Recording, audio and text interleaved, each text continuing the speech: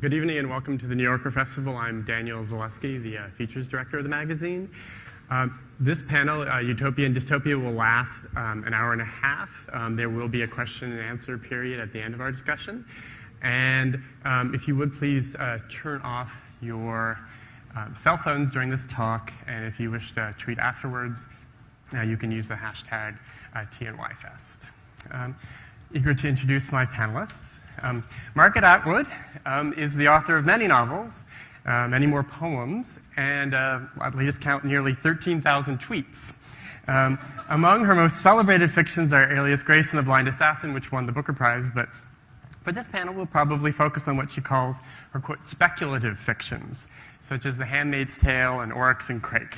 In these bold books, Atwood is morally serious as she darkly entertains some of the grimmest possibilities for humanity. Yet the stories themselves are darkly entertaining. Her narratives grip us, not just for their tense plots, but for the relish with which she constructs a future world. In the book, The Year of the Flood, for example, the lion can finally lie down with the lamb because scientists have genetically fused them into one beast. She has described Oryx and Crake, I suspect only partially in jest, as a, quote, fun-packed, joke-filled, rollicking adventure tale about the end of the human race. And in an essay in the London Guardian, George Saunders has memorably written of himself, "I may not be as talented as Margaret Atwood, but I am less funny, and it has taken me a lot longer to write a lot fewer books. So there." It might be fair, if less funny, to say that if Atwood's Orwellian wit sometimes reminds a reader of 1984, the Saunders strain evokes the exquisitely controlled absurdity of Animal Farm. In witty story collections like Pastoralian and Persuasion Nation, he seems particularly attuned, to my mind, to our more prosaic abasements, our crummy jobs, our even crummier entertainments. His story, Sea Oak, which one as I particularly love, is about an ordinary guy who shakes his penis simulator every night at a strip club called Joysticks and comes home to watch TV shows such as How My Child Died Violently. Somehow, it's all very moving. It really is. It really is. Jennifer Egan has set some of her fiction in the future, but so far at least, it hasn't been an animating objective, I'd say. I mean, her Pulitzer Prize-winning book, A Visit from the Goon Squad, is centrally interested in how her characters experience the forward lurch of time, and this impulse has led her to jump ahead and imagine what some of them will be like decades from now. And as readers of the New Yorker's special sci-fi issue earlier this year know, one of them becomes a sexy and deadly cyborgian spy. Egan's work is deeply engaged with the impact of technology on our lives. Her novel, The Keep, is a gothic tale of a hyper-connected man who ends up in that most dreaded of places, somewhere without Wi-Fi. And Egan has extracted deep emotion, and it's really amazing, from forms of digital communication that are often attacked as shallow and inert, such as PowerPoint and Twitter.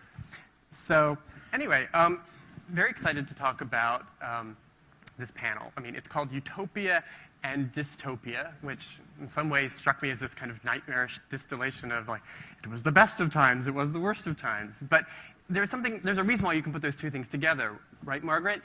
They're really flipped, you know, they're flip sides of the same coin. I think history, perhaps, has taught us over the past century, certainly, and perhaps earlier, that attempts to kind of create a perfect world often go seriously awry.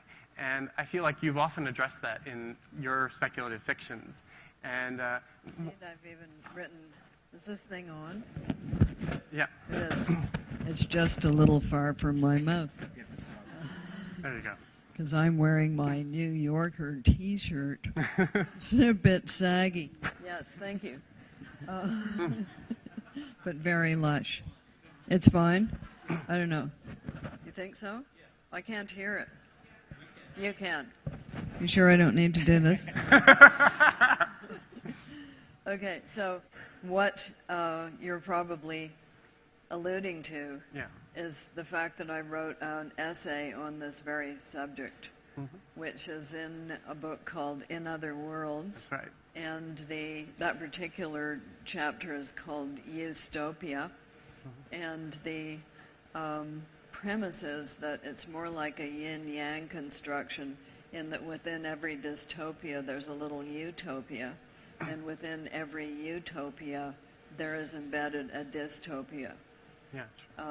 And I also talk about why in the 20th century and in moving on into the 21st, it has been so extremely difficult to write utopian fiction about wonderful societies where everything will be better. Yeah. Whereas in the 19th century, they poured forth in such huge volume that you would spend a long time cataloging them.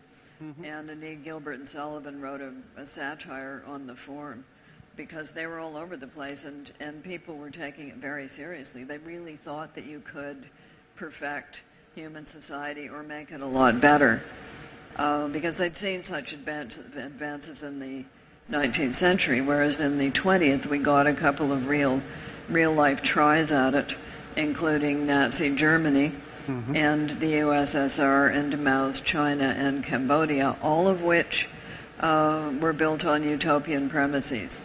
There's always a catch. And the catch is everything's going to be wonderful, but first we have to get rid of these people who are interfering with our plans. Absolutely. And there is a strain of this in American history and thinking, just saying. Yeah. But not Canadian. Canadians have never gone in much for utopias. The weather doesn't encourage it. Yeah. But we're feeling perkier now that it's getting warmer. Sure. We're feeling a bit perkier. I see. So things can be actually quite good as long as we keep those people out. I see.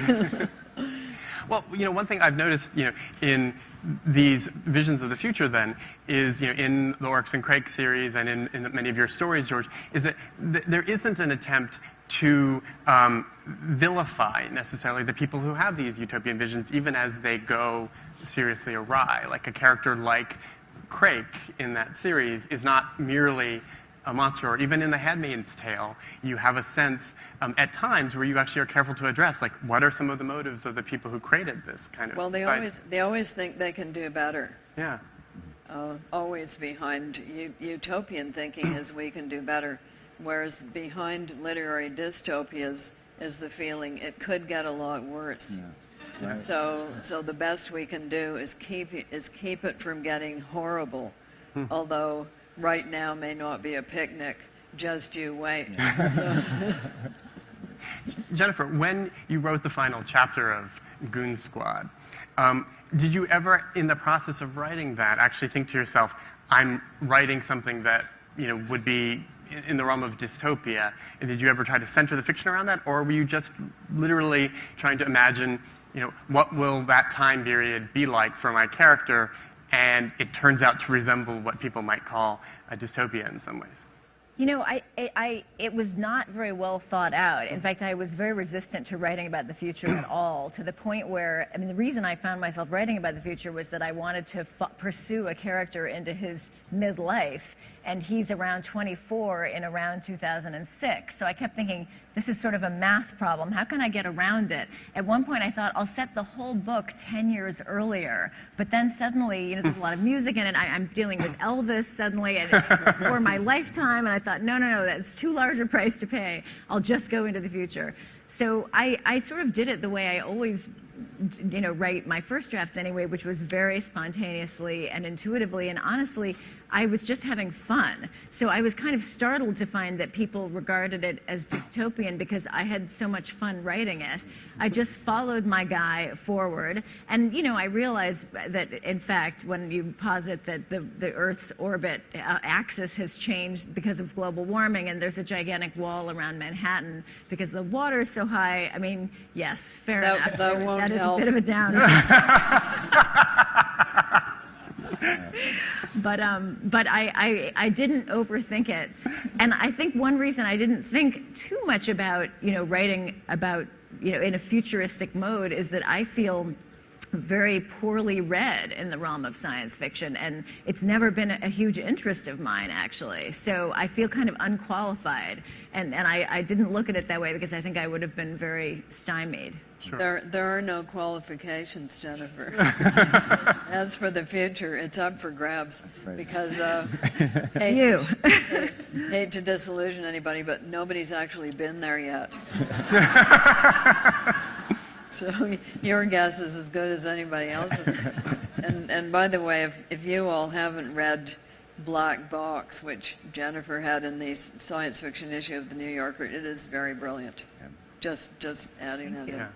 No, absolutely. Well, speaking of that story, and one thing that you think of when you read a story like that, at least for me, is that there's such a linguistic pleasure in these alternate world fictions, because like in that story, there's the personal calming source or the therapeutic agents, and it seems like it must be incredibly fun as a writer to invent these sort of little modules of the dystopia. I don't know if that was the proper kind of way to refer to it, but there are these, sort of details that one accrues, and it must be such an act of kind of tactical, sort of almost decoration of this world that you're creating.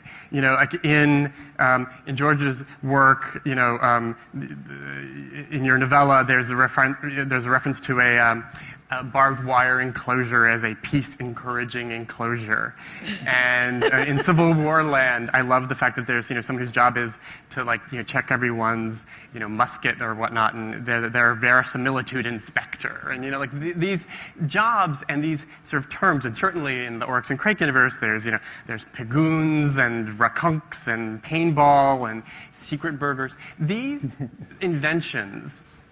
First of all, I just would like to know, what are some of your favorites that you've created? I mean, if I might ask, when you think of those speculative moments, is there a kind of detail of that type where you sort of think, I sort of invented something here. It's not necessarily central to my story, but it's a beautiful little thing, or a diabolical little thing. So, any of you? Okay, so the first thing you have to do, especially if you're inventing a brand name or the name of a TV show, you have to go online and see if it actually exists. And sure. Surprisingly, a lot of them do. Sure. At which point, for instance, I invented, let's say I invented a TV show called Nighty Night, in which we get to watch suicides that people in real time, which people have got to choose their own music and orchestrate sure. and costume, and there's a lineup for people who want to do this on TV. So it's called Nighty Night. But when I went online, it turned out that Nighty Night, spelled the way that you might spell it, was the name of a line of children's sleepwear. So I had to change the spelling. So that's the first thing you have to do, is check it out to see if it exists and who's going to sue you if you use their name. Yeah. So I'm quite fond of secret burgers, but the one that seems to have caught on is Chicky Knobs, which is a product which is grown on the chicken of the future, which won't have a head. It will just have a nutrient orifice, and it will grow multiple breasts, wings, and drumsticks, which can then be harvested. Sort of like it's a combination chicken and vegetable, but it gets rid of any animal rights considerations because it doesn't have a brain. That's right, yeah. So no brain, no pain.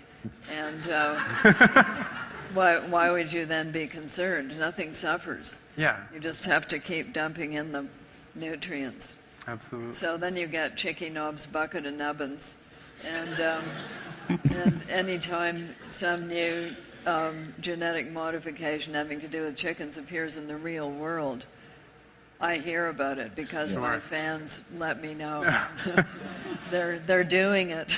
Exactly. Chicky Knobs, they're here. Absolutely, yeah. No, I mean, the New Yorker did an article about attempts to kind of, create, artificial meat. And they've done it. Yeah, they created absolutely. it. They haven't.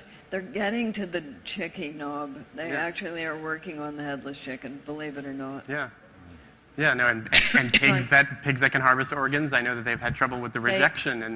They've solved that, but on the other hand, a parallel development has taken place. Do you want to hear about this? Yeah. I'm making kind of hungry. I don't know. Well, what I'm about to say next will not make you hungry unless you're deeply twisted. Well, we won't go to the part where you're deeply twisted. We'll try. Give me a try. George, never mind. We already know about that. They're going to be able to make a matrix of an organ and implant your cells on it and grow you a kidney. That is, in fact, genetically your kidney. So there will be no rejection problem at all. Wow. Now, I postulated that for hair. In Year of the Flood, they've got sheep that can do that. They're called mohairs. That's right, yeah. And, make you smell like lamb chops in the rain, right? No, it's just for hair. They put your DNA on the sheep, and then it grows hair that can be implanted onto your head with no rejection problem. That sounds pretty good. I'm for that. You're not there yet. No, I'm getting close. You're getting there, but you're not there. Now that seems, part of the challenge and difficulty of the satirist is that, you're one step ahead, but the world is constantly, in its crazy way, kind of racing to catch up with your even, you think more extreme visions. So, it's interesting to me that you've said, like I remember reading in I think Oryx and Crake about the glowing green bunnies, and we have those. They already existed at the time I wrote it. So a number of those things weren't inventions. They just read like inventions. Yeah. Sure.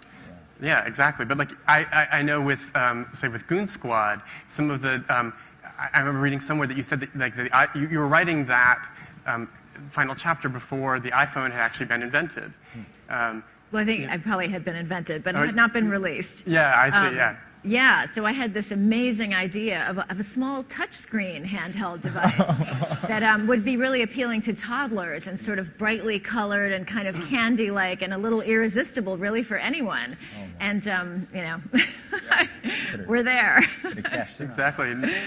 Yeah, no, I mean, I was thinking, because if you read Zadie Smith's new novel, there's like a passage where one of the characters like gives, an iPhone device to a child, and she kind of comments in a more kind of realistic mode about like, well, what's it like to be an 18-month-old who can like always call up what it was like to be at the playground yesterday, and like how that's maybe like a very strange new form of consciousness. But like, when you're inventing these things, George, have you had that same experience where you've kind of thought, okay, here's going to be a reality show that's so offensive that will maybe never be created, or here's a form of kind of bureaucratic inanity that surely, even, this MBA school will never create. Like, how often do you find that you're being, bested by reality? In a way, I think actually your original point is interesting, because I never really thought I'll write a dystopia or I'll predict the future, but you are kind of steering in the direction of maximum language jangliness. So what I found was when I would try to write realism, the language would get kind of low energy. But when I would just put it a couple minutes in the future and give me myself that kind of freedom, the phrases would get more interesting. So the first time I had a novella called Bounty, which is probably legitimate dystopia. That's right. But I'd never heard the word before. So the reviews came out and said, oh, he's written a dystopian, blah, blah. I went and looked it up. Oh, yeah, I did that, but I didn't.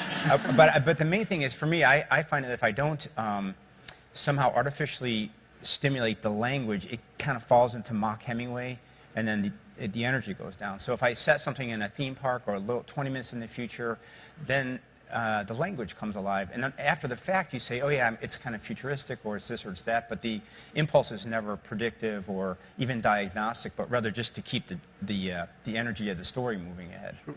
But I will say, I did invent the drive-through hand job, which I think is an unexploited market. You could do that, and then you could get the headless chickens, and it would be kind of. I thought we were doing that back in the 50s. Yeah, that was. Well, that was historical fiction. It's a perfect date.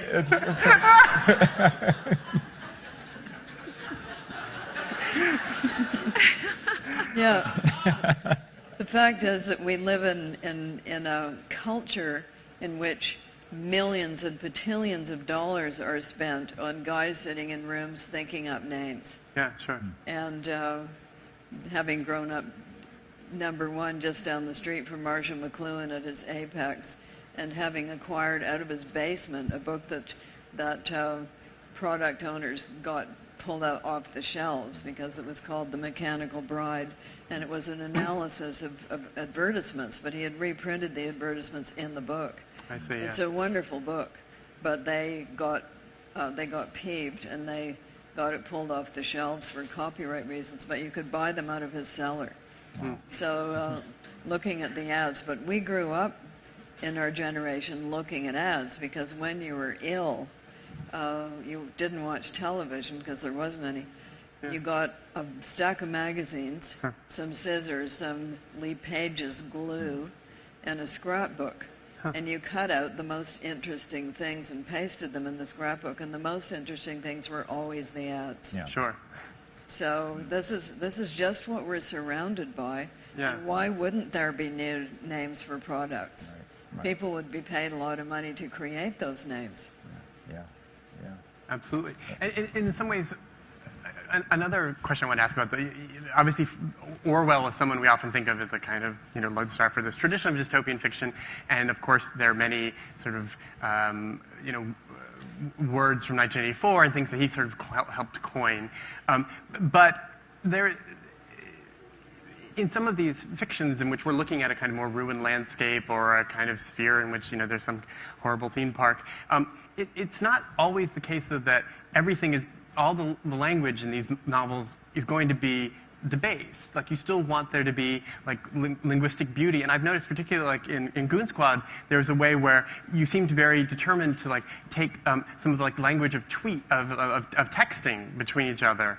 And even though in some ways you could, some people could look at it and say, well, there's no vowels here, and it's, it's a kind of, gutter language, that you were trying to both acknowledge that this is the way that communication is going to go, that if you and I are having a kind of awkward emotional moment, there may be a moment, even when I'm staring at you in the future, that I might text you my feeling rather than actually say it to you, as the husband kind of has the inclination to do in that book.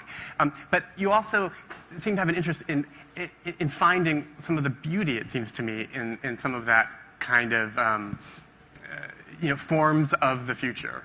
Very much so. I mean, I'm always startled when people say, oh, the book is clearly about the debasement of language, and you show how texting is really horrible. I mean, I don't, I do go a little crazy when my 11-year-old is texting when I'm trying to talk to him. But I really was interested in the beauty of it and the sort of odd kind of found poetry of it. I don't know that I really perceive that as I'm receiving texts in my own life, honestly. But I tried to write a whole chapter of Goon Squad in the form of epic poetry, which was a total disaster. I thought somehow that, the storytelling would pull me through, even though I can't actually write poetry, but that didn't work.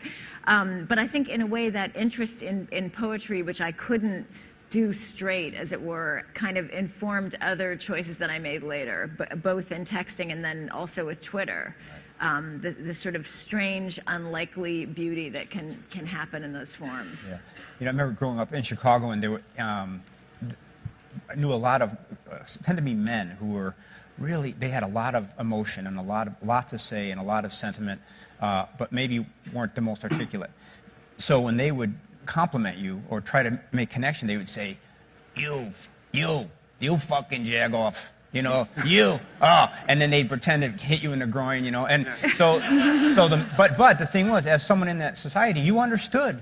He loves me, So the thing that I took from that was that if you take any mode of expression and you put two people on either side of it who have sincere, authentic, emotional lives, let them try to get at each other. That overflow is basically poetry. So true in tweets, true in any sort of malformed language. If you put heart on either side of it, then it's going to overflow into something wonderful. Exactly. So like when you write in the mode of a customer service representative writing a letter back to somebody who's unhappy, like obviously in some ways you recognize the cliches of that form, but part of the pleasure is kind of warping it. If you gave me 7 words to work with and I had to break up with Margaret, but in a way that I wanted to convey my affection. What are you saying? And all I could say is, you're trying to tell me something. No, just you didn't have to do it right on the stage. But if he had bird, rock, and duck. You'd say, bird, rock, duck. Well, that's a declaration of passion. Exactly. Yeah. Yeah. But there isn't I don't really. think you got the message. I know. Yeah. We'll talk about it. But there isn't really a language that isn't capable of expressing emotion if you lean on it a little bit. I think. Yeah, Or absolutely. depending on your tone of voice. Right. Sure. So bird rock duck, it's kind of limited. It is. So we would have to come to an understanding about what those words meant. Right. We'd have to have a history with duck. We'd have to have possibly a translator, George. Right. Can I interject with a question for George? I'm so curious about what you said about finding that moving into the future or sort of apart from reality had an immediate impact on your language. Is it connected to what you were just saying, or how do you know why? Because it's freeing. Yeah. The future doesn't exist. So it's a big empty space. But that wouldn't necessarily make the language any more alive. For me, it was that I had been a big Hemingway acolyte, really, and I was so in love with his work that I couldn't really conceive of any other language. So I would tend to try to write my experiences in his language, which, Nick walked into the Walmart. It was pleasant. So then, but then what I found was if I just took that same sort of, the admiration for the style and the kind of clip sentences and put it in the Virgin Mary theme park or something, it sort of, all of a sudden it was opened up, and it was funnier even if you were trying to be Hemingway. So it was sort of like a way to avoid my own worst habits, I think, maybe. Right. Yeah. Did you ever have, for you with theme parks, it was like one of your early kind of animating, there's several stories that kind of employ that. Is that connected to any actual experience you ever had at one? Like, are you somebody who really loves to go to Six Flags and isn't telling people? It has to do with Pluto, okay? Yeah, Let me just, No, I didn't. I had actually one experience when we were kids. We went to Six Flags over Texas, and I didn't know what it was, and it was so beautiful and kind of, they had a little Mexican village and a little this, and I was really taken by it. And my sister and I came home and had this big resolution to build a scale model, which didn't last 5 minutes after we got home. But there's something really magical about What was it? A scale model Of what? of Six Flags over Texas. It's kind Six Flags over It's like a Texas. low-rent Disneyland kind A of. low-rent Disneyland. Yeah. Where was it? It's in Arlington, I think, Arlington, Texas. And there's a separate park for each, or a separate part of the park for each flag that is flown over Texas. So there's a Spain and there's a, I don't know, Connecticut. I don't know what it was. but it was really a kind of a magical, because I just didn't know that such a thing existed, and to kind of stumble into it with no explanation was kind of. Yeah, sure. But did you ever encounter Ralph the diving pig in Texas? No. That was the theme park. It was actually, it went hand in hand with a submersible theater. So that you could get into the theater, and it sank down into a pond. It had a glass front, so you didn't get wet, and you could look out and see people's legs kicking around, while people pretending to be mermaids, except they had bubbles coming out of their snorkels and things. But Ralph's swimming pig was part of it, and he would dive in, and it was always quite a small pig. Enticed by one of these No. I thought you said enticed. Not enticed. You see what happens with you? Just go wild. Yes, the Ralph would be enticed into the water by somebody with a bottle full of milk, usually a person with a female person in a bikini, to be blunt, whom you could view in the submersible theater. And oddly enough, in the adjoining restaurant, they served a lot of pork. So I did say, what happens to the Ralphs when they grow up? It's the circle of life. Yeah. Do you eat them? I said quite bluntly, and they said, oh, no, we would never do that. Wow. Different.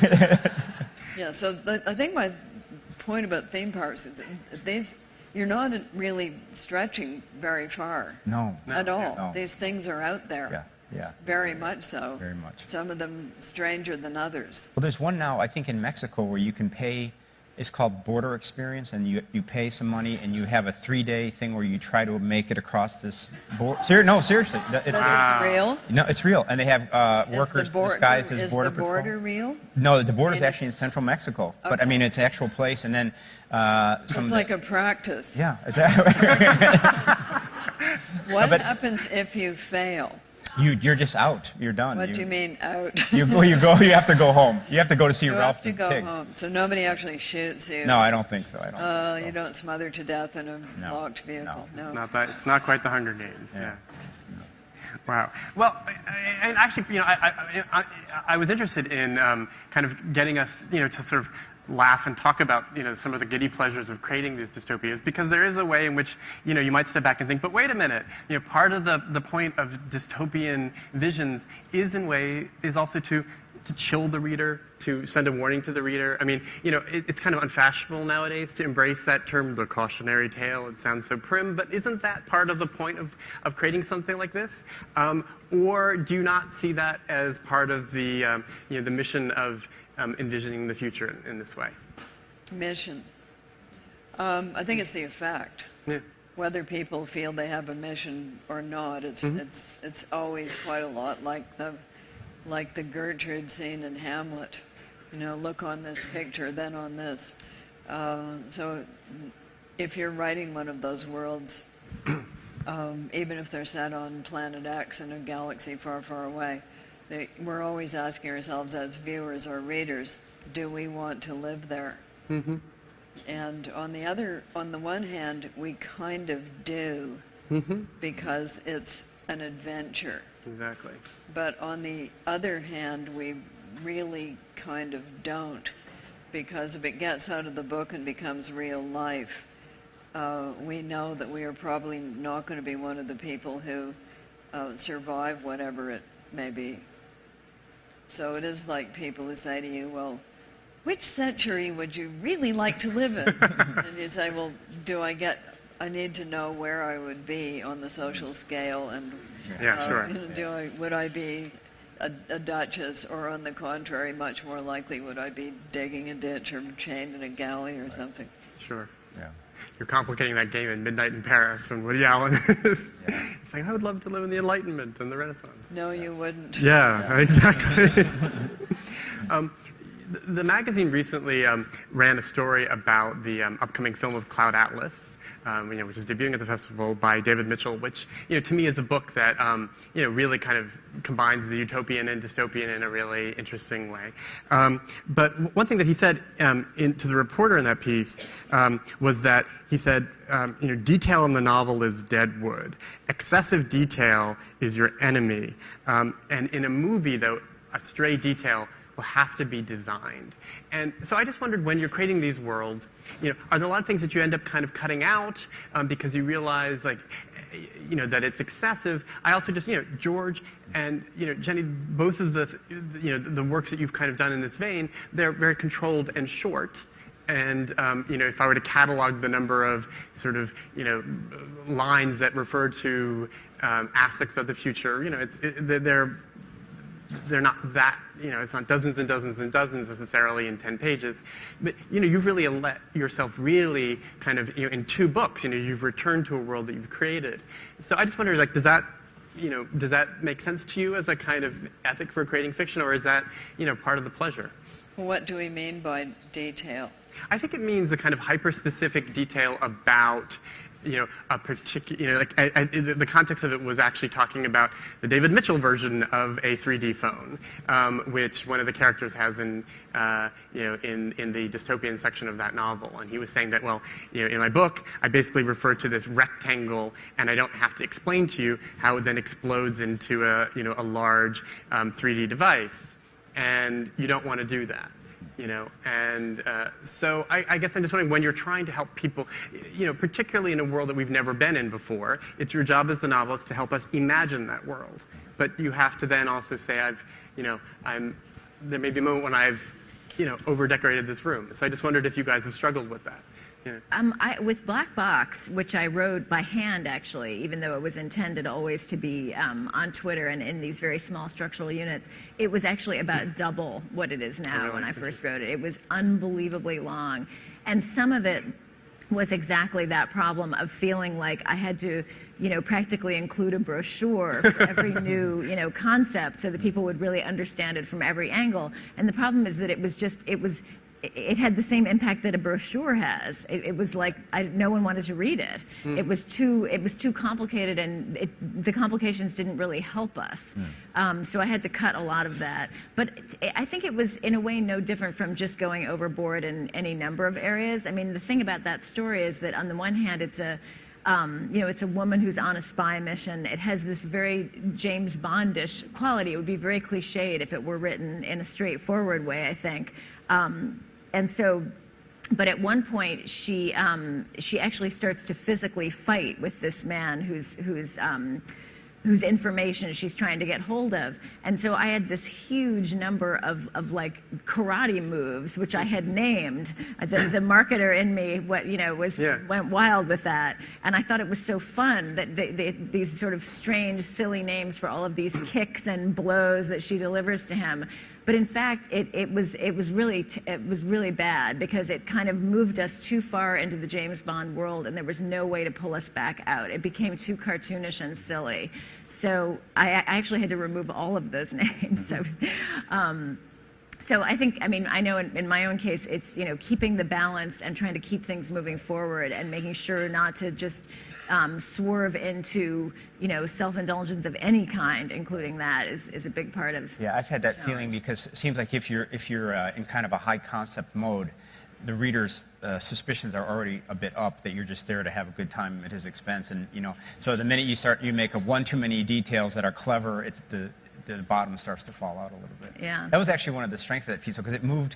I always felt like there was just enough information for me to get what you were talking about and not an extra beat of kind of sort of catalog explanation. Oh, I'll show you my list of judo moves. Yeah, I know. I just knew you had them. It definitely slowed it down. Yeah. That can be the director's cut. Well, I also just wonder, when you're imagining these worlds, when I reread The Handmaid's Tale recently. I had read it many years ago, but I reread it, and one thing that I particularly admired about it was just how durable one of the subtle sort of political conceits of it was, which was just that when there was the takeover in that society, that there was this brilliant stratagem, which was to transfer all of the bank accounts from the women to the men in this one kind of silent gesture. And at least for me, like something like that is such a key element of the success of a work like that, because you think that's brilliant, that would really work. It's not a contrivance. You can see how that would be both socially disruptive and not.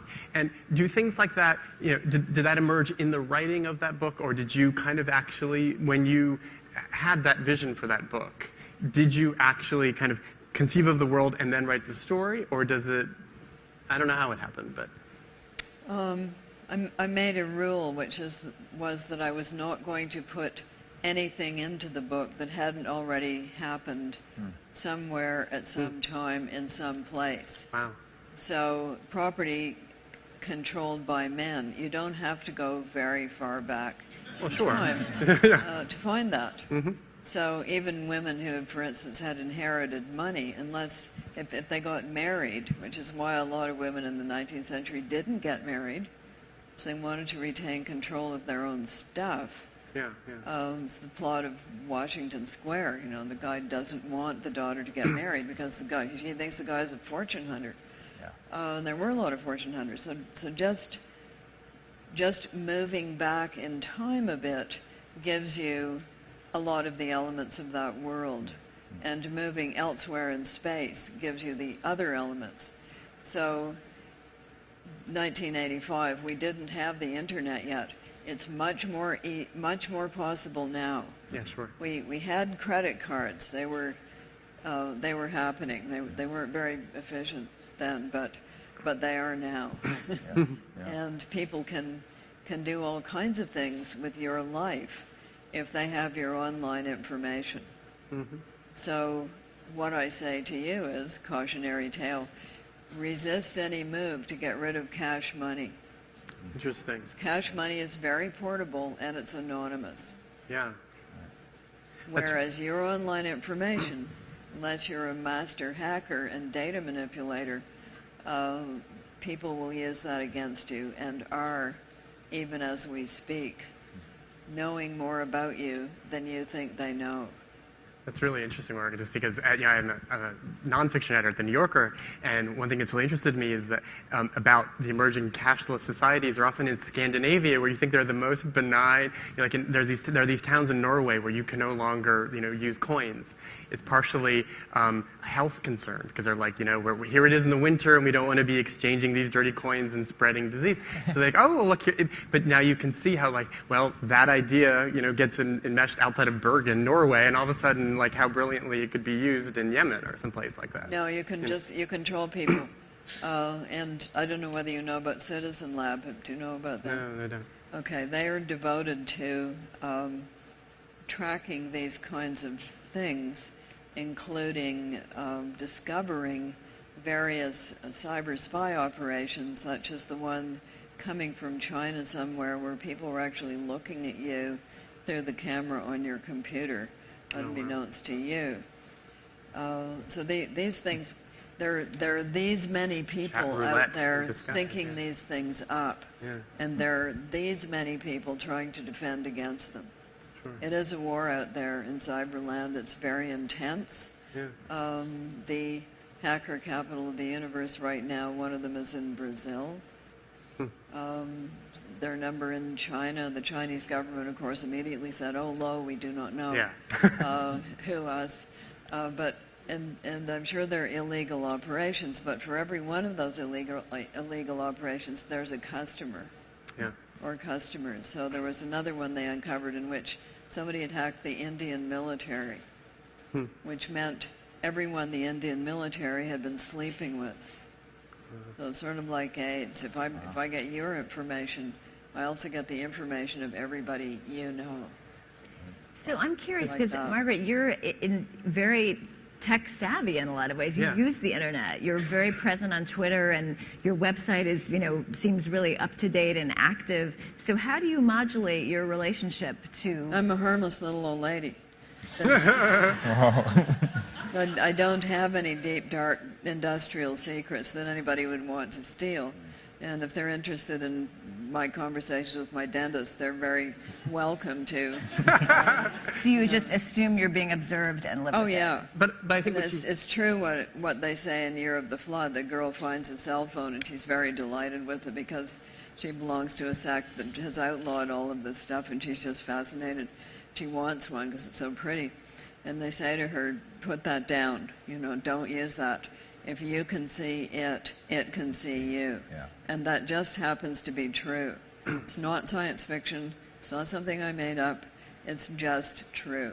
Right. If you've got it on, even if you don't have it on, you can be tracked through your phone. Interesting. So there's various manipulations that you can do with that information. And if you've read Girl with the Dragon Tattoo and that series, you know that she uses disposable phones, so she takes the SIM card out and smashes it up so that she can't be traced. Sure. And if you're on the run as a criminal, you should not use your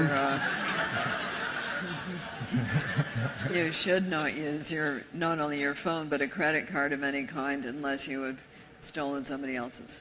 But I think one thing that Jenny was getting at is the notion that we might think that somebody who writes dystopian fiction is somebody who might look at technology and science from a position of fear, skepticism. I mean, certainly, like you can see in certain realms of conservative American politics, there's a kind of there's a fear of science per se. But it seems like in order to write these fictions, you have to love technology and see its potential, or do you not? Or at least be deeply engaged by it, maybe is the way it is, because you seem to be deeply engaged by it. It's a clipper of scientific articles. Yeah, all these things are tools. They're human tools, like all of the tools that we have ever invented, including language and flint arrowheads. Mm-hmm. They're all our tools. They are in themselves neutral. We are the agents. We are the people who use the tools. And we can use the tools for wonderful things. We can use the exact same tool for terrible things. Mm-hmm. And the tools can escape from us, as they often have. they can escape from our first intentions and turn into something else that other people are using for things that we didn't envisage at all when we were first developing the tool. So it's like that. It's fascinating.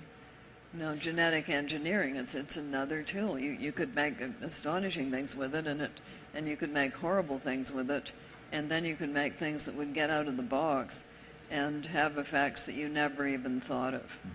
So, whatchamacallit, I think it was Rumsfeld, was correct when he said it's the unknown unknowns that are going to get you, because we don't even think of it. If you want a really good example of that, there's a book called Weeds, and it's about weeds. It's by this guy called Richard Mabey. He's talking about agriculture and how we, in fact, have invented weeds. We invented weeds, and we, in effect, farm weeds, because through our farming and through the pressure we put on these plants to eliminate them, they have morphed into things that are ever tougher and ever more disguising of themselves to go with our crops. It's pretty fascinating. Yeah. This is yet another example of our tools and how they transform our environment and therefore us in ways we never, ever would have thought of. Exactly. Well, Jenny, in terms of technology and your personal experience, I noticed that I think you've tweeted a few times, like around the time that the story was coming out. But I have a sense sometimes that with technology you have, a more removed, sense of it, because you have characters where it seems kind of central to them. I think it's Alex in Goon Squad, and then in The Keep there are these characters who kind of, in a real, very visceral way, want to be able to be disconnected from this kind of technological kind of world that permeates us today. And I think that a lot of people would think, a writer might feed off of that, either feed off the connectivity or crave the isolation. And what's your kind of experience with that? I find that it's very paradoxical. I think as a regular person, I'm sort of bad with technology. I mean, I thought, Twitter, what a great idea. This is fun. But I found that I felt very unnatural trying to tweet, and that's why I'm so impressed that you do it, Margaret, in this way that it doesn't feel contrived, it feels natural. I felt very unnatural doing it, so I only tweeted a couple of times, and then my account got spammed. So then I began sending out a lot of tweets about vitamins. So I thought that was, so literally, the majority of the tweets I've sent have been those. That was really, I would call that sort of a failure. How did somebody get hold of your Twitter account? I don't know. How did people hack anything? Suddenly I was marketing vitamins. So I bought a lot of them too. I feel really silly now. So then I thought, okay, I think my relationship to Twitter is not going to be that of a tweeter. So what am I going to do with it? And in a way, that's what led to Black Box. So I think actually maybe there isn't a paradox. Maybe I'm so lame at it as a person that I have to find a relationship to it as a fiction writer, because otherwise I'll just be, living in a cave. Yeah. Well, George, with you, I think less about are you tweeting, are you engaging in kind of technological immersion as a writer? It's more like I think, do you kind of check out the latest corporate speak? Do you, make sure that you're watching Honey Boo Boo or whatever it is that's the latest reality television show? Or do you not need those springboards? Is it kind of just something that this sort of sense of the kind of, cultural dreck that sometimes seems to inspire your humor, is it stuff that you actually have to kind of either love or engage with, or do you just kind of feel like everybody in America knows about it? No, I think, it's interesting because when we talk about stuff like dystopia and the future in panel format, the sort of de facto assumption is that you do that in order to predict or critique or cautionary tale. But I actually think, for me, the reason my mind veers in those directions is just as a sort of self-reminder that this life, this regular, banal life, is quite mysterious. And that even though our minds habituate it and it looks very normal to us, a typical day, in fact, it's crazy as hell and it ends in death, and we can't actually really abide with the the truth of our reality. So to have that sort of habituated surface punctured every now and then by whatever, whether it's some kind of supernatural thing or maybe just a sort of Henry Jamesian super intense realism. So I'm not sure that my intention is ever to be futuristic or cautionary, but rather just to say, here's the habituated way of thinking about life.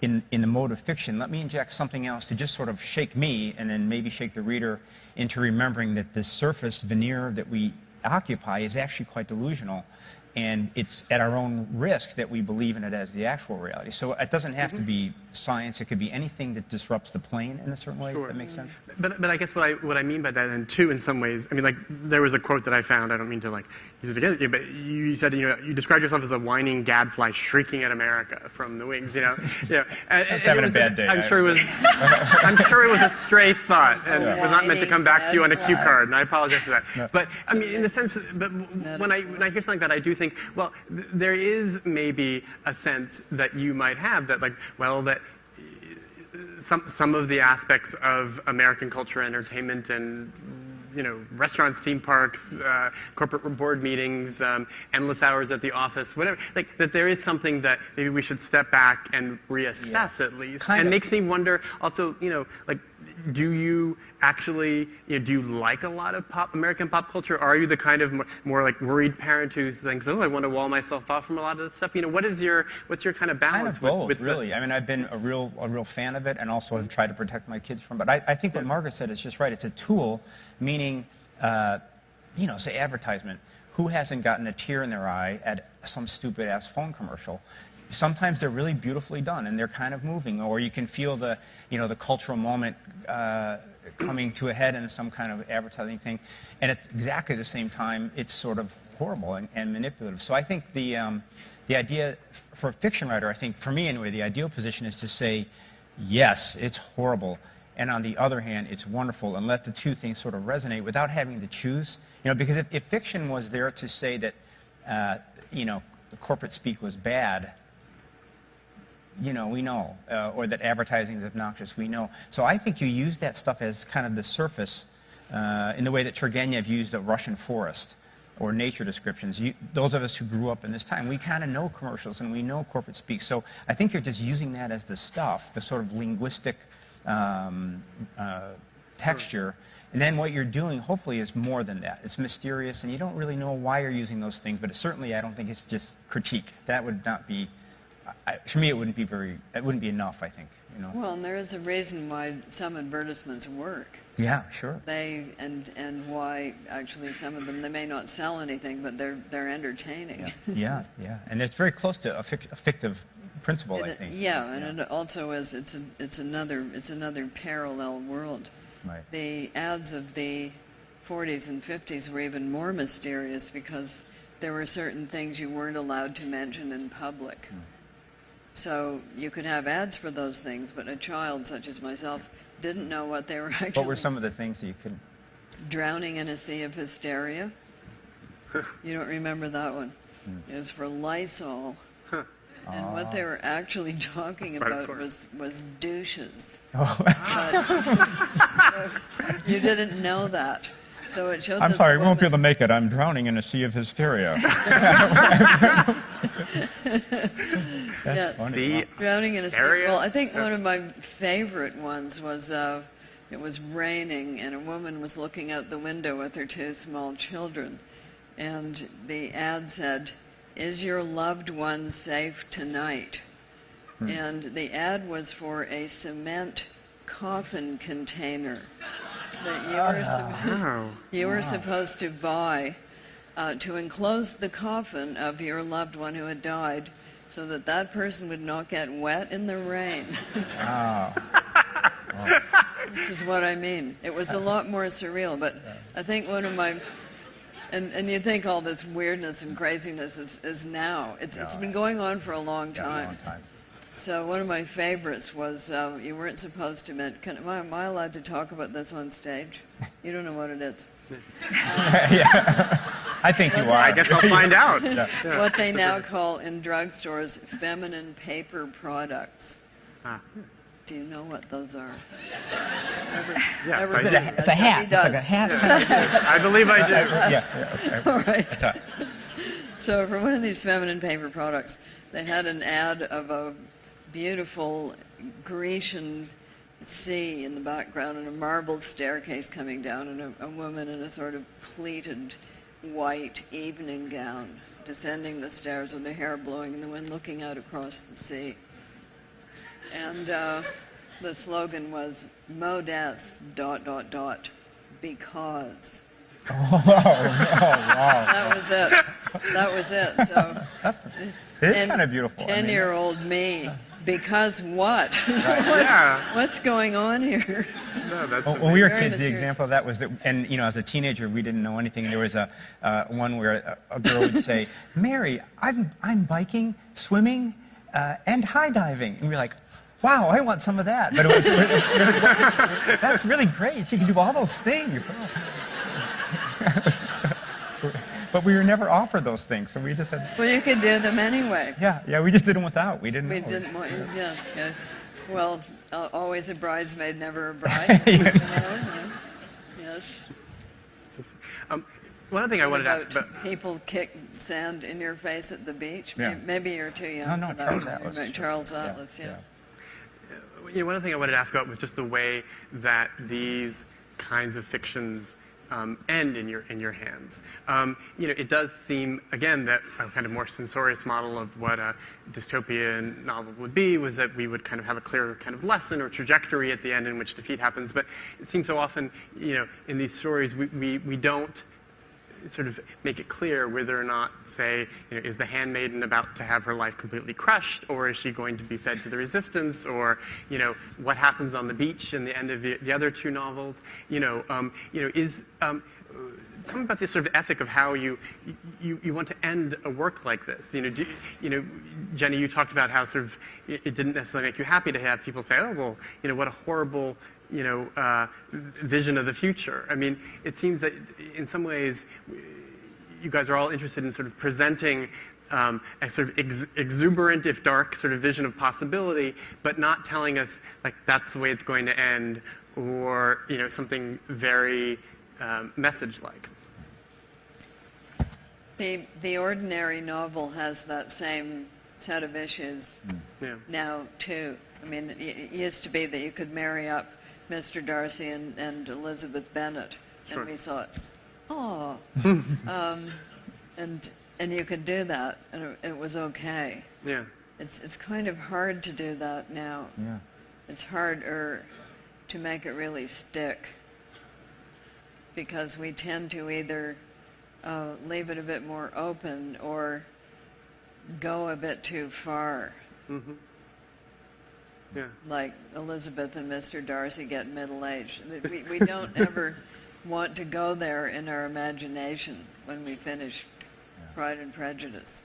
Yeah. So I think it's just a problem with Fiction, modern cynical views of stories. Yeah.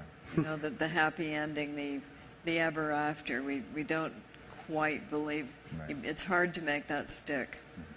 I agree. I think in the more dystopian context, it may even be a more severe problem because it feels like, there's some sense of a protagonist trying to in some way break out or work against this dark world, and so will he or she prevail, or will he or she be snuffed by it in some way? And is there an outside to break out into? Exactly. So I think, I know with Black Box, I felt very limited by that question.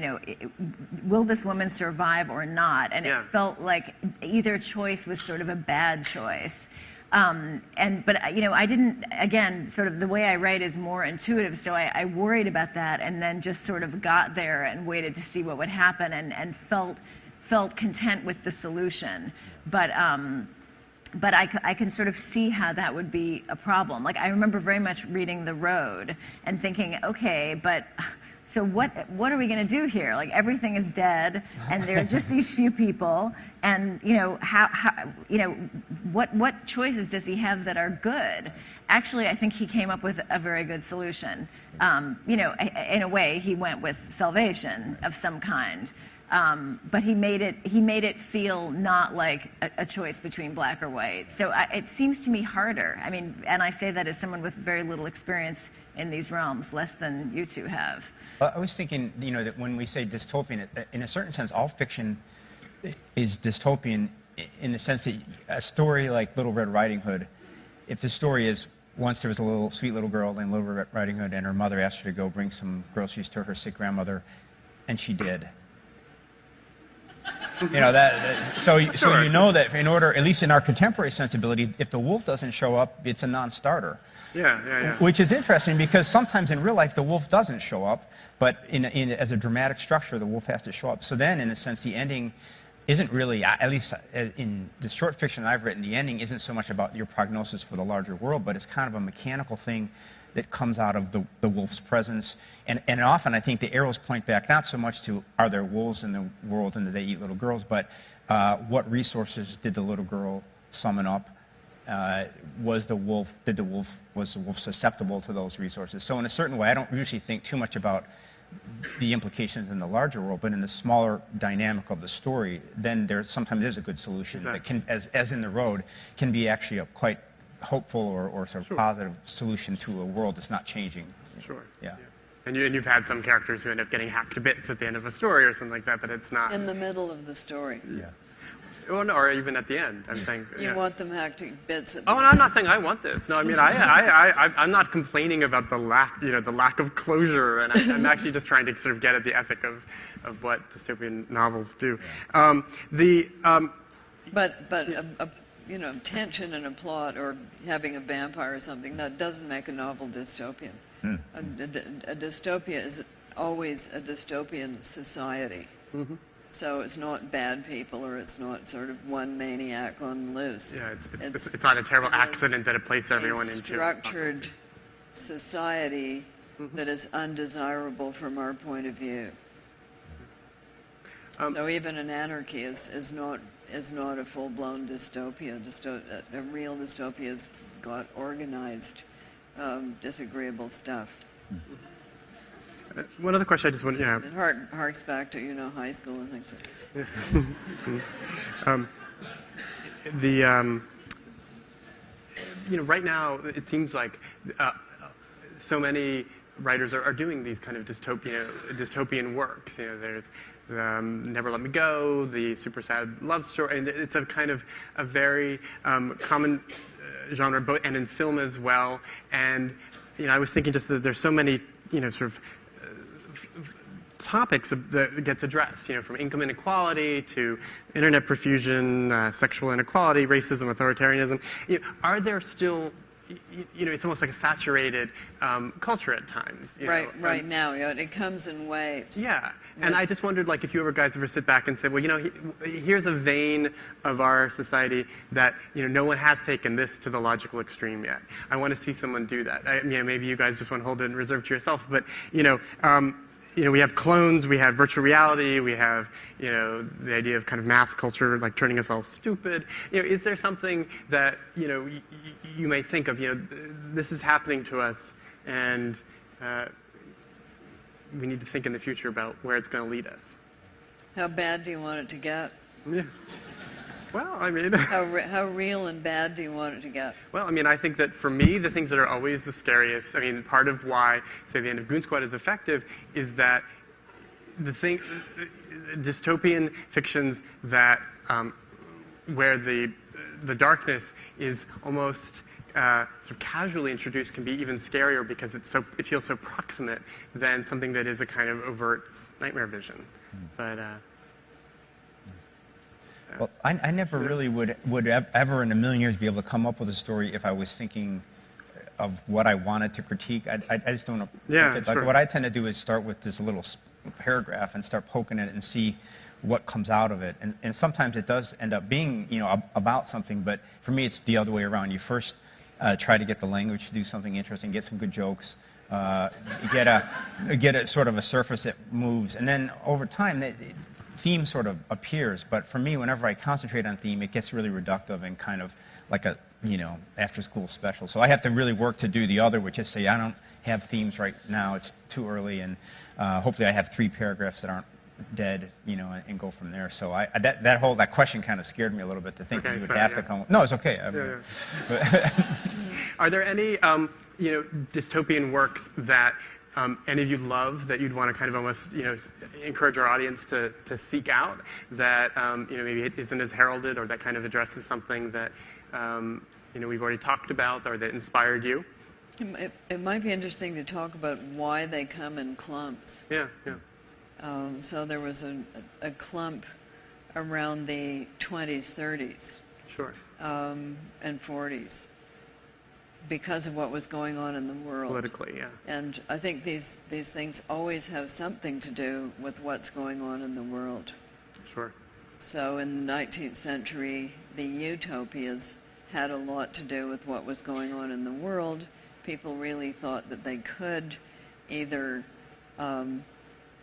see society improving and improving and improving because of what had already improved, or they felt that they could really go off to usually America or Canada and start a commune of some kind along different principles than the bad ones that caused, social inequality, poverty, and this kind of thing. And that was just going on in the real world. And so the writing of those things paralleled that. So why are we getting a spate of dystopias now? And when I wrote The Handmaid's Tale, we weren't. That was 1985. We were not getting them then.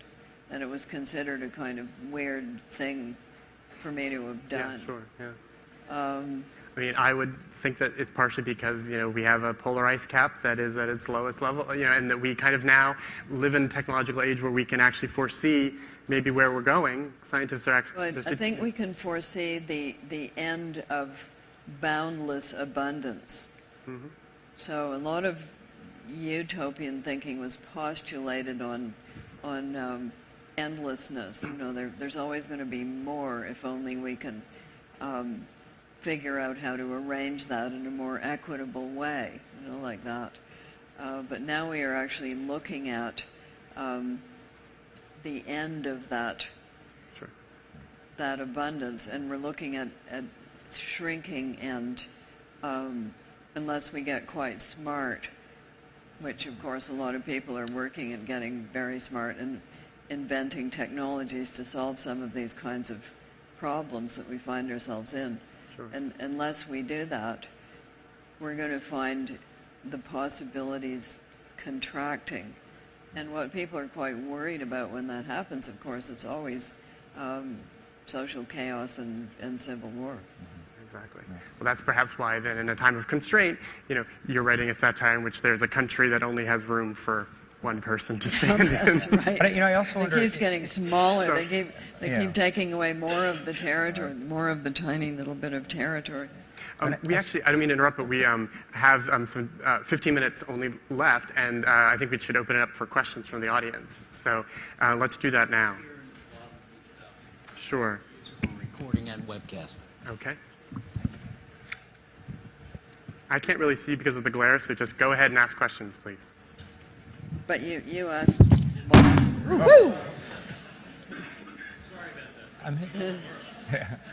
that. One of the first utopias from the 19th century is called, was by Bulwer Lytton.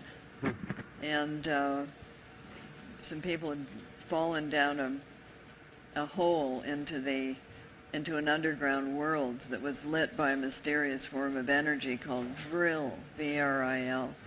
And the novel is called The Coming Age, and as usual with Bulwer Lytton, it's kind of horribly written and boring, but the concepts are quite weird. So they have this vril. The men in this society, and it's middle of the 19th century, the men are smaller than the women. The women are larger and more...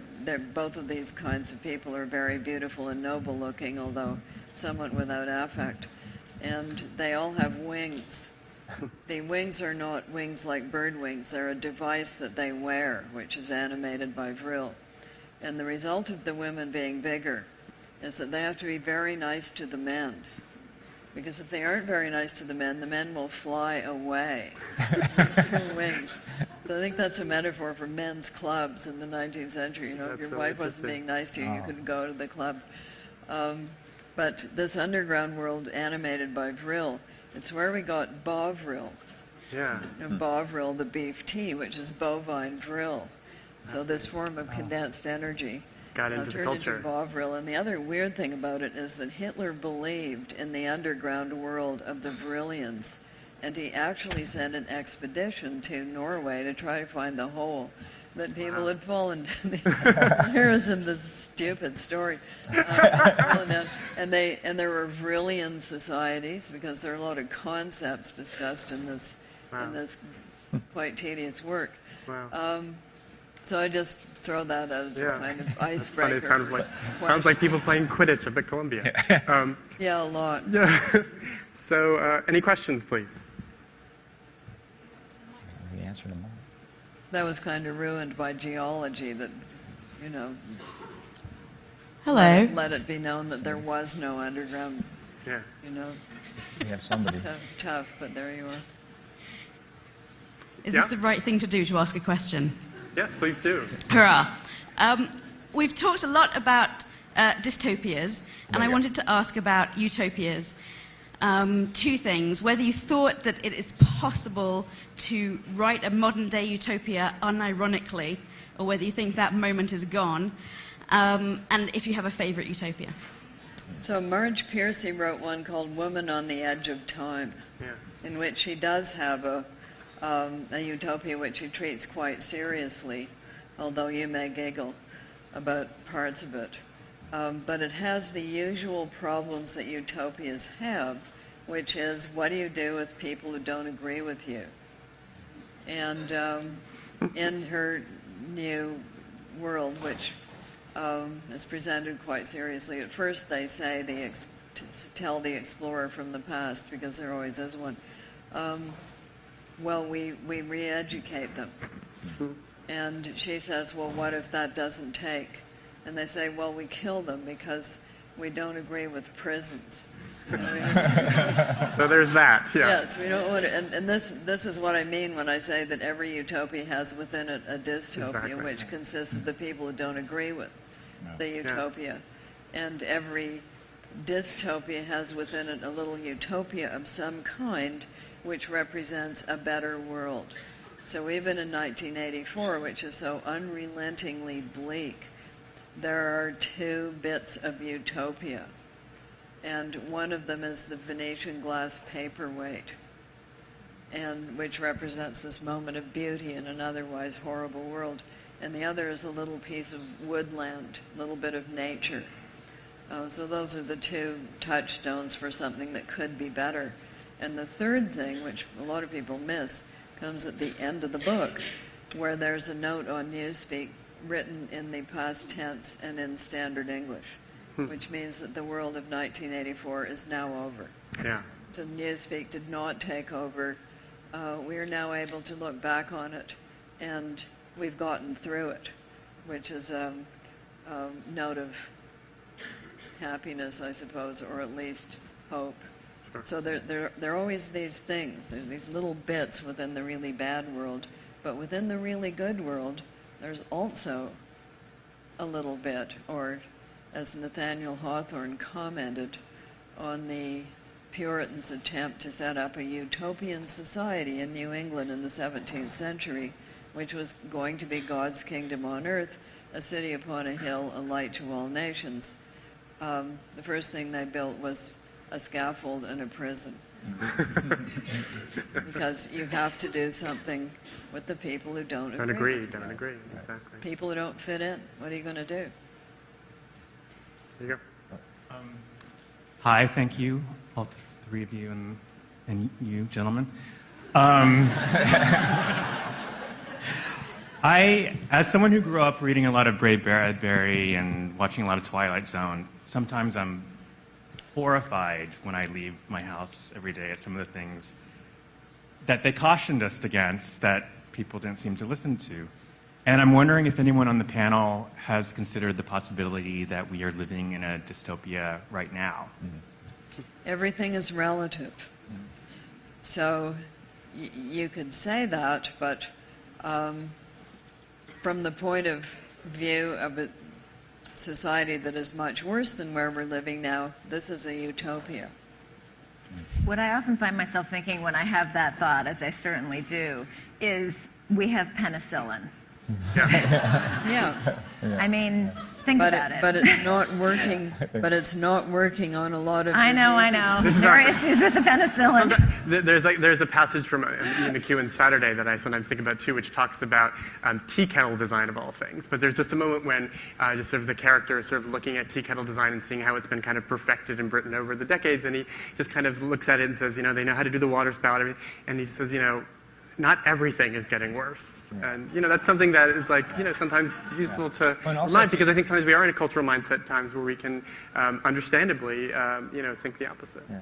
Or if you think that, in any dystopian novel is a great overstatement, and any utopian novel would be, and so the actual fight is instant to instant. One day you wake up and you're in a great mood and life is beautiful and you have boundless generosity and kindness and patience, and you're in it, then the world forms itself to your perception.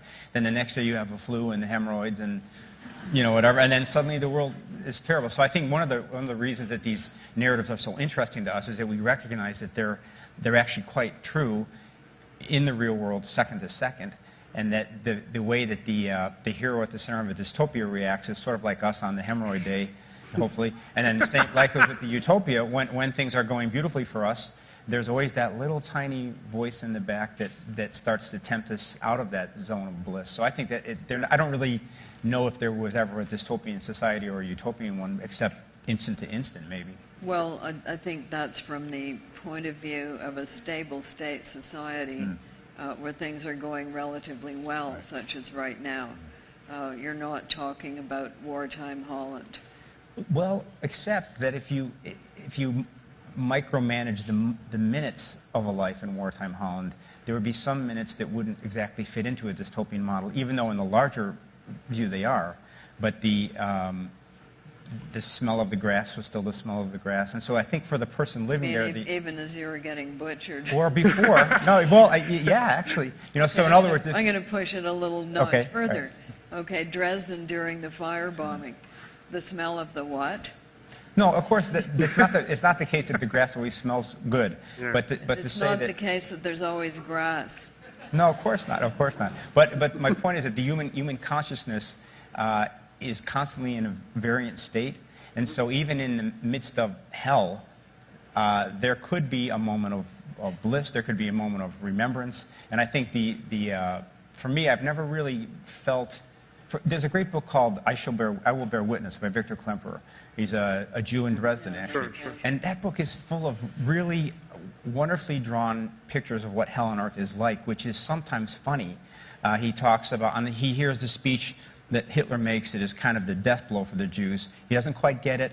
And the entry in that diary is all about he ran the car into the fence, So I'm not saying that it's always a sunny day outside, but rather that when these dystopias are happening, they're happening in a really complex, three-dimensional way that isn't perceived as dystopian in their time, maybe, something like that.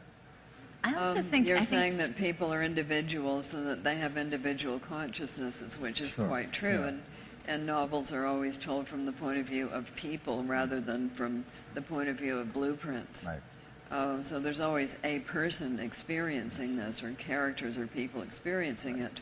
But that doesn't preclude us from saying that some states of society are more conducive to the general well-being than others, although they can get so conducive that they can become coercively boring. But it is interesting that this sense that we may be living in a dystopia, which could be informing this cluster of imaginative interest in that. I also wonder if it has, some of us perceive that sometimes, and the question is why? Because basically, in terms of life expectancy and many other things, we're doing pretty well.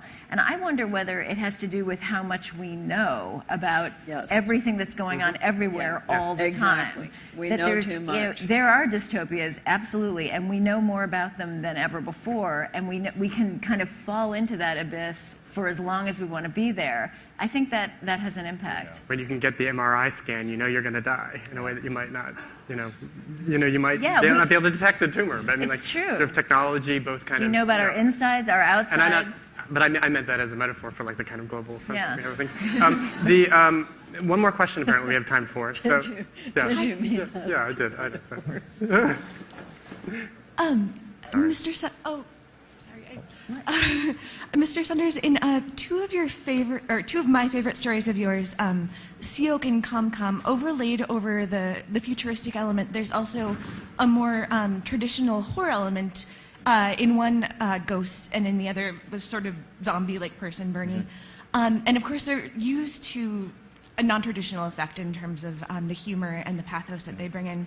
But I was wondering, when you were writing those stories, if you were thinking about, like, is this one weird element too many? Is the reader just going to, like, break and put it down? And sort of, to the panel generally, do you worry about weirdness overload, like sort of what readers are capable of tolerating, or do you just go for it? No, I think you completely worry about it.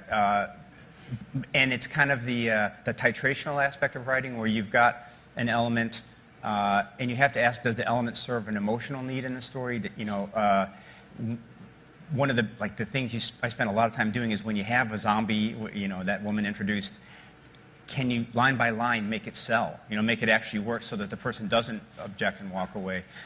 Which is, of course, it's the same problem when you're trying to show true love or a puppy or something. I mean, it's a line by line kind of sales process. So one of the things I'm really aware of is when you step over the line and you have a ghost, well, you have to really be aware of that you're working a little bit with reader skepticism, and the only antidote to that is some delight, maybe a couple of fast little moves. So yeah, definitely. To me, that's like 90% of the fun, is to try to, once you realize I need a ghost, then you have to sort of make it a convincing ghost that sells, really. Yeah, for sure. Or else a funny ghost. Yeah, funny ghost sells.